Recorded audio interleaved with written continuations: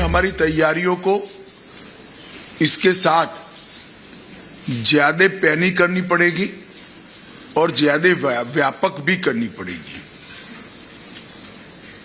कई जगह पे अलग अलग प्रकार की नए क्षेत्रों में भी आपदा का अनुभव आ रहा है। बाढ़ के नए क्षेत्र उभरते जा रहे हैं।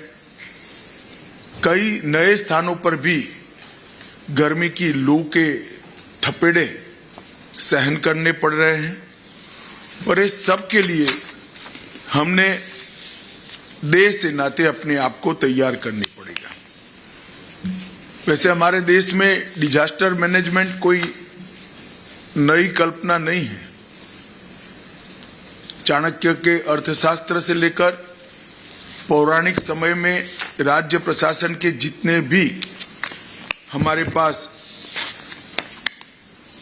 दस्तावेज उपलब्ध है, हर जगह पर समय समय पर आपदा प्रबंधन की बात की है।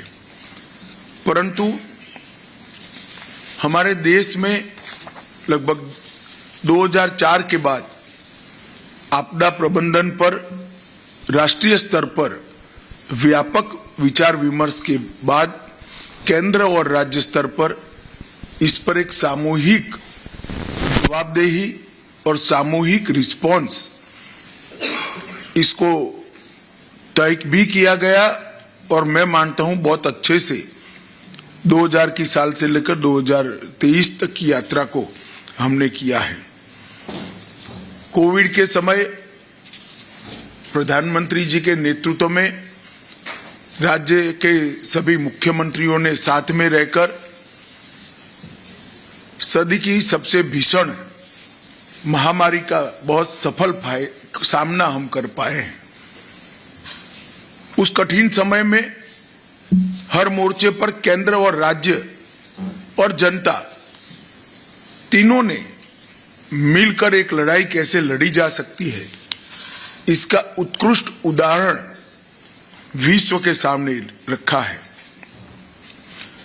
220 करोड़ से ज्यादा टीका लगाना, करोड़ों गरीबों के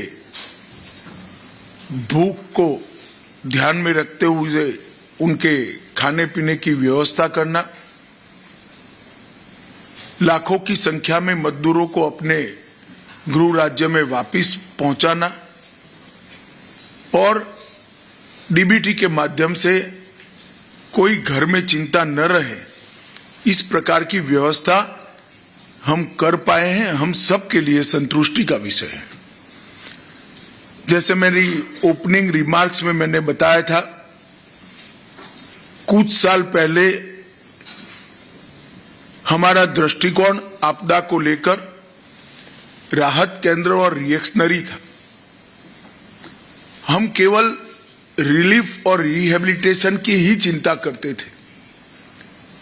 विगत 9 साल के अंदर early warning system, prevention, mitigation और पूर्व तैयारी आधारित आपदा प्रबंधन के नए अध्याय हम सब ने सामूहिक रूप से सामूहिक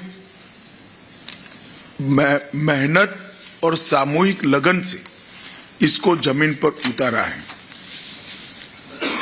आपदा मित्र योजना, कई सारे आपके सुझाव मिले हैं, मगर ये अपेक्षा भी ठीक नहीं कि सारा कुछ केंद्र ही कर देगा, मगर इस पर हम जरूर कुछ सोच पाएंगे तो सोचेंगे।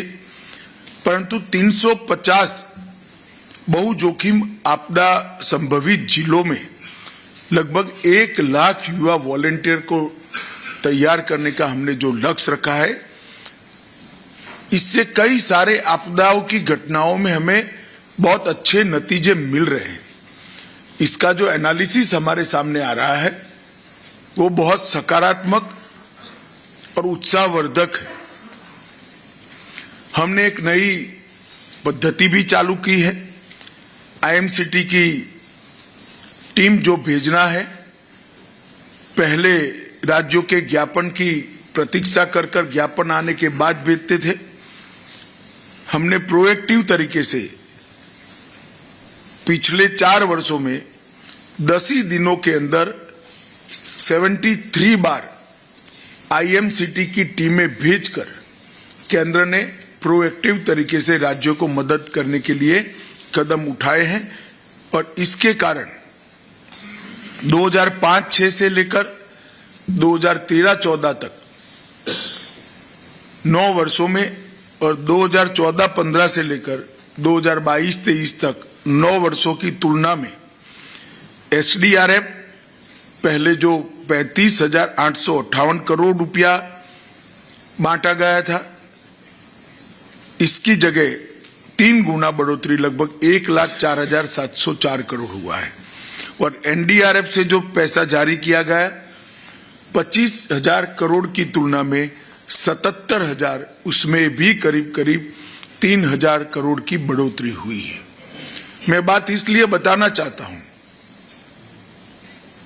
कि प्रोएक्टिव अप्रोच से और बजटरी प्रोविजन आपदा के जोखिम के न्यूनीकरण और बाद में रिलीफ और रिहेबिलिटेशन, इस सभी क्षेत्रों को आच्छादित करते हुए जो बजटरी प्रोविजन केंद्र ने और राज्यों ने बढ़ाया है, इसी का ये परिणाम है। 21 में नेशनल डिजास्टर मिटिगेशन फंड का गठन किया गया, लगभग 16,700 करोड़ रुपया एसडीएमएफ के अंतर्गत केंद्र के अंतर्गत और एसडीएमएफ के अंतर्गत 32,031 करोड़ रुपया समन के लिए हमने जो किया है, उसका भी मुझे लगता है लॉन्ग टर्म बहुत बड़ा फायदा ये लड़ाई लड़ने में हमें होने वाला है।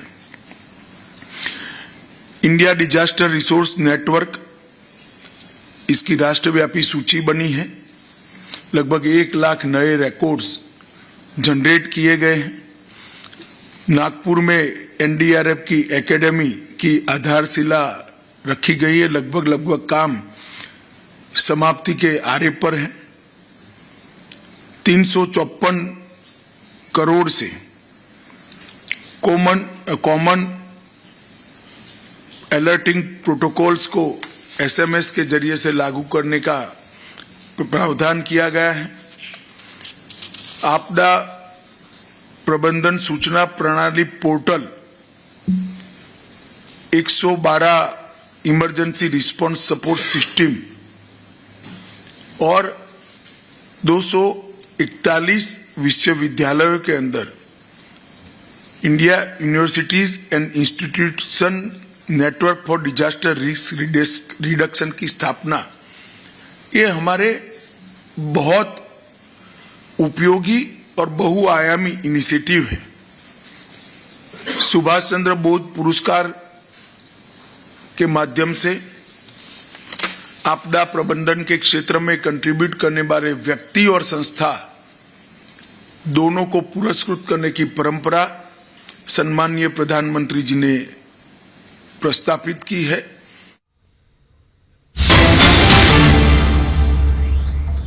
और इसी बीच आपको बता दें, आप सुन रहे थे केंद्रीय गृह मंत्री अमित शाह को तूफान से बचने के लिए सभी प्रयास किए जा रहे हैं। लगातार इस पर नजर बनी हुई है। आपदाएं पहले भी आई हैं, लेकिन इस बार हमें तैयार रहना होगा। महामारी का मिलकर सामना किया है।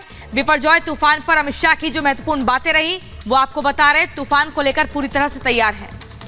अनामिका हमारी सहयोगी इस वक्त सीधा हमारे साथ जुड़ रही हैं द्वारका से। अनामिका, क्या स्थिति वहां पर, क्योंकि खुद गृह मंत्री जिस तरीके से जानकारी दे रहे थे कि हर महत्वपूर्ण कदम जो है वो उठाए जा रहे हैं।